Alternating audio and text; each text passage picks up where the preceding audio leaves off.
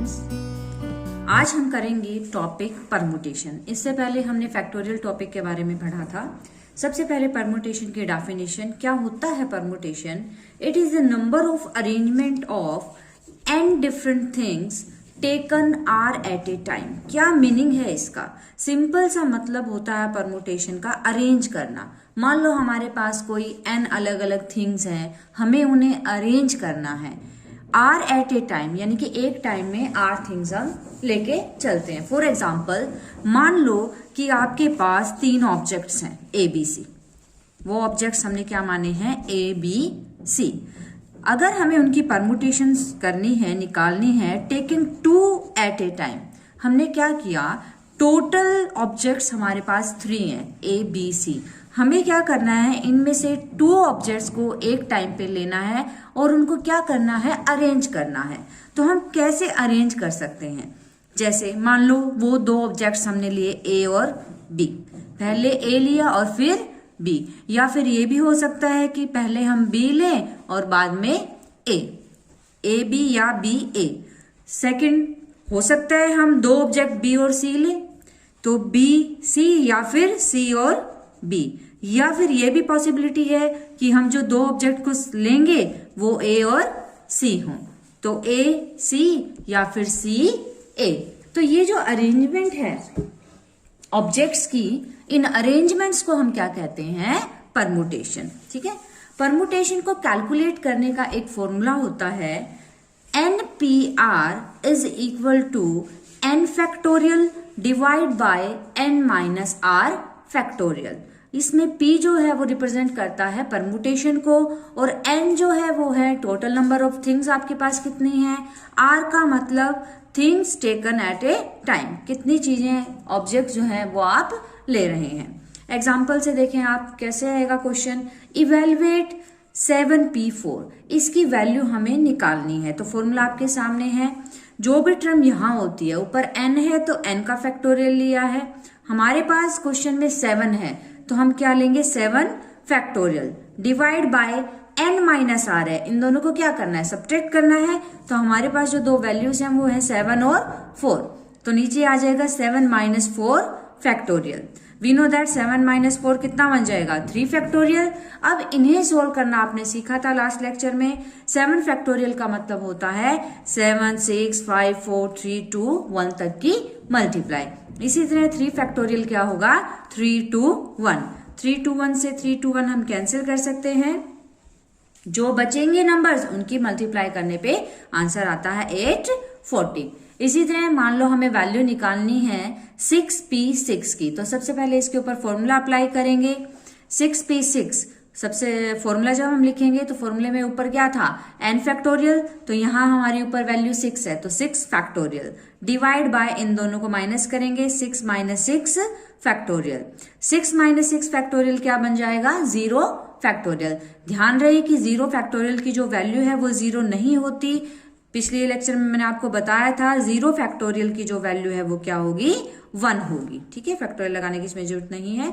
और 6 फैक्टोरियल को जब हम खोलेंगे तो वो बन जाएगा 6 5 4 3 2 1, यानी कि 720। इसी तरह हमें वैल्यू निकालनी है 4p1 की। फॉर्मूला अप्लाई करेंगे तो जो भी टर्म ऊपर है उसका फैक्टोरियल, 4 का फैक्टोरियल, इन दोनों को सब्ट्रैक्ट कर दो, 4 माइनस 1 का फैक्टोरियल, तो ये बन जाएगा 4 फैक्टोरियल डिवाइड बाय 4 में से 1 गए 3 फैक्टोरियल। ठीक है, तो 4 फैक्टोरियल को हम कैसे लिखेंगे? 4 3 2 1, और 3 फैक्टोरियल को 3 2 1, ये कैंसिल कर देंगे तो जो आंसर है वो क्या आ जाएगा? 4 आ जाएगा। अब है कॉम्बिनेशन।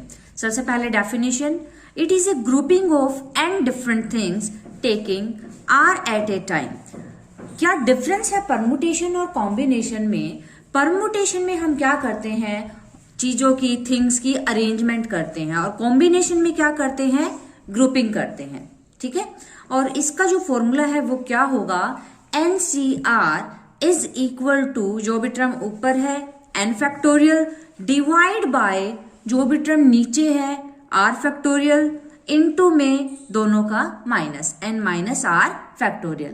परमुटेशन के फॉर्मूले में ये टर्म नहीं थी, सिर्फ था n factorial divide by n minus r factorial. Combination में ये टर्म एक्स्ट्रा आ गई है, जो भी यहाँ नीचे होगा r है तो r फैक्टोरियल।